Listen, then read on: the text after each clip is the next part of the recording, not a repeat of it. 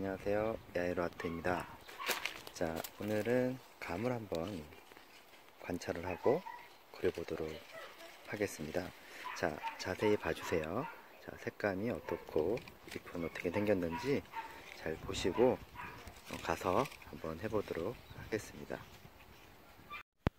자, 시작해 볼까요? 자, 지금 감을 한번 그려볼 거예요. 우선 스케치부터 해야겠죠?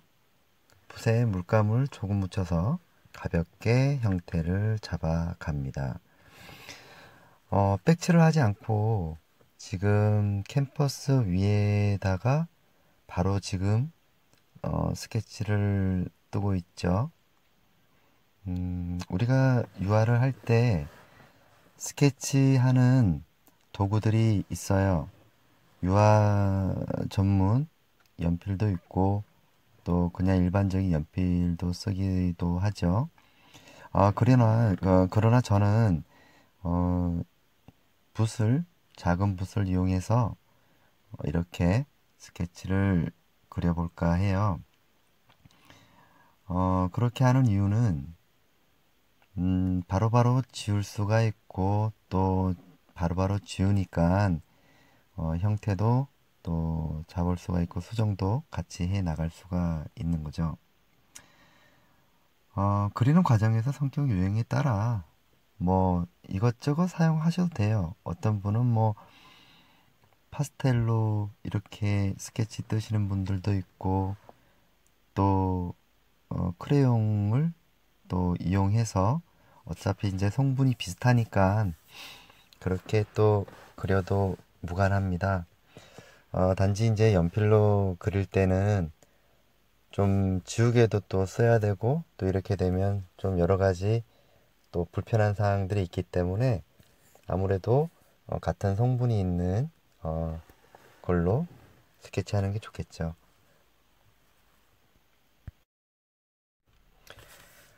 형태를 뜰 때는 저렇게 조금 편안하게 사물을 볼 때 좀 단순하게 보는 게 좋아요. 그림자 표현도 같이 하고 또 옆에 공간이라든지 또 주변에 있는 것도 같이 보면서 사실 저런 그림들은 조금 복잡하죠. 뒤에 겹치는 나뭇잎도 있고 또 가지도 있고 또 색깔도 비슷하니까 구분을 또 하기도 좀 불편하기도 하죠. 그럴 때는 감이 지금 주제니까 이 감을 일단은 먼저 중심을 잡고 그 다음에 천천히 그 주변에 있는 거를 그려 나가는 거죠. 옆에 거를 그리고 저거도 그리고 옆에 밑에 이런 것이 아니고 항상 중심에 내가 그리고자 하는 이 중심을 확실하게 그리면 나뭇잎은 어느 부분에서 그려 나가고 어느 위치에서 그리면 되겠다. 이런 게 이제 보여지죠. 저런 식으로 이제 전체적으로 그리는 것이 아니고 항상 주제가 되는 부분을 놓고 가지도 그리다 보면 이 가지의 주변에서 어디의 형태가 출발을 하고 또 어떻게 또 진행이 되는지 저렇게 그리고 또 형태와 형태 사이가 우리가 선을 얘기를 해보면 선과 선이 교차되는 부분을 정리하면서 이렇게 구분을 지으면은 좀 더 분명한 이 형태도 나오고 대비 관계도 만들어질 수가 있게 되는 거죠. 그리고 보면 사물과 사물 사이 또 그림자와 그림자 사이를 놓고 봤을 때 우리가 일반적으로 형태가 있고 형태와 그 외의 공간들이 있죠. 그것을 우리는 공간 형태라고 합니다. 그래서 단순히 사물이 가지고 있는 특징적인 형태만 보는 것이 아니고 사물이 옆에 주변에 있는 환경적인 요소들을 잘 보셔야 돼요. 색채가 들어갈 곳, 또 비워두면서 그려주는 이 방법. 그래야지 이 색채를 구분 지으면서 들어가 줘야지 또 그리기도 다음에 올라갈 색깔들을 미리 생각하고 정해 두는 게 또 좋죠. 지금 보여지는 이 색채들 같은 경우에는 우리가 이미지에서 봤을 때 색깔이 굉장히 좀 복잡하기도 하고 또 뭐 여러 가지 색깔들이 있지만은 유화는 항상 덮어서 그린다는 게 있죠. 덮어서 그리면서 덮어가면서 그것이 조금씩 디테일해지면서 점차적으로 그 영역이 좁혀지고 또 디테일해지고 그렇게 되는 거죠. 그러려면 겉에 있는 표면적인 걸 보시는 것이 아니고 그 밝은 부분에 가지고 있는 가장 하단된 가장 밑에 있는 아주 채도가 낮은 색깔을 찾아서 그것을 먼저 밑에 깔고 난 후에 건조 과정을 거쳐서 그 다음에 탑을 쌓듯이 조금씩 섞이지 않을 정도로만 칠을 해 주셔야 돼요.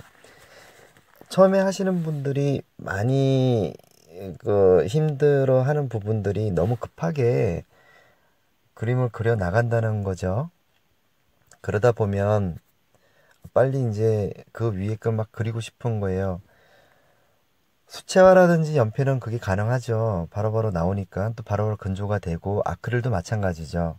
그런데 유화는 반드시 이 적당한 기술이 없을 때는 항상 그 타이밍이 중요해요. 어느 시점에서 건조 과정이 필요할 때는 그때는 좀 멈춰놓고 또 말려놓고 그래야지 또 안전합니다. 또 나중에 또 수정하기도 편한데 근데 처음에는 그릴 때는 잘 그리다가도 어느 순간 밑칠이 참 마음에 들게 잘 칠했는데도 불구하고 욕심이 생겨서 그 위에 또 밑에도 젖어 있는 상태에서 다시 젖어 있는 물감을 올린다고 생각해 보세요. 그렇게 되면 물감이 뭉치고 또 주변에 있는 색깔이 섞이고 처음에 밑에 깔려 있던 색깔은 온데간데 없이 사라지고 엉뚱한 색깔이 올라가는 경우를 많이 접해 보셨을 거예요. 경험도 많이 해보시고 그렇기 때문에 정말 그림을 잘 그리고 또 내가 한번 이거를 표현을 좀 어떻게 좀 잘해볼까라고 하시는 분들은 항상 급한 마음을 가지고 유화를 접근해서는 안 돼요. 항상 보시면은 그때그때 또 형태가 많이 틀렸다라고 부분들은 과감하게 지우고 다시 그리는 방법을 추천합니다.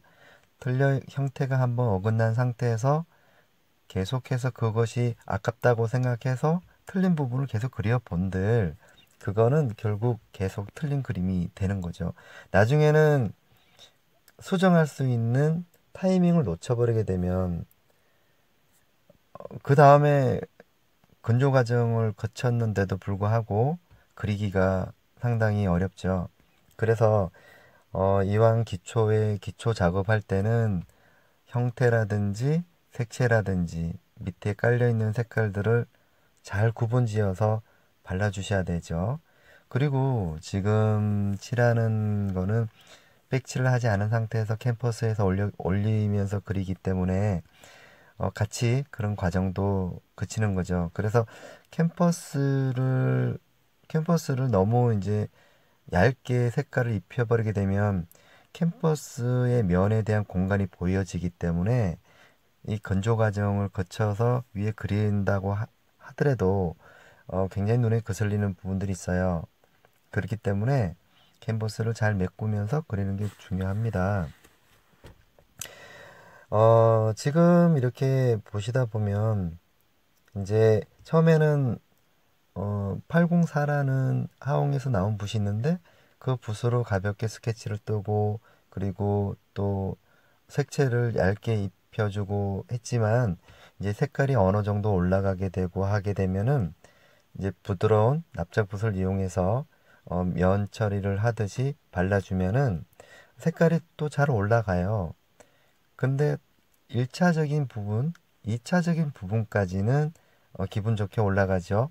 그러나 세 번째까지는 올라갈 때는 좀 무리수가 있어요. 그럴 때는 한번 말려주고, 지금 제가 보여드리는 이 지금 영상, 지금 시범을 보여주는 이런 부분들은 단계별로 제가 보여드리는 거죠. 처음에 어떻게 기초를 잘 잡고 또 어느 시점에서 어떻게 건조 과정을 어느 타이밍에서 멈춰야 되는지 이것만 잘 아셔도 그림은 빨리 진행이 되고 빨리 마무리가 돼요.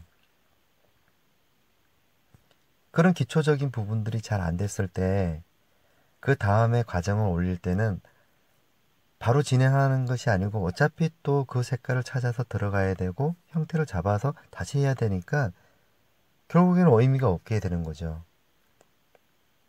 항상 그런 부분들은 타이밍이 중요하고, 이 지금 제가 보여드리는 것도 한 3번에서 4번 정도, 저도 어떻게 나올지 모르겠지만은 한 3, 4번 정도를 그 과정을 보여드릴 거예요. 첫 번째 과정, 두 번째 과정, 세 번째 과정, 이렇게 해서 좀 더 뭐 시간이 많이 걸리는 거는 좀 빨리 돌리게 하고 그런 식으로 할 거니까 항상 끝까지 이렇게 지켜봐 주셨으면 좋겠습니다.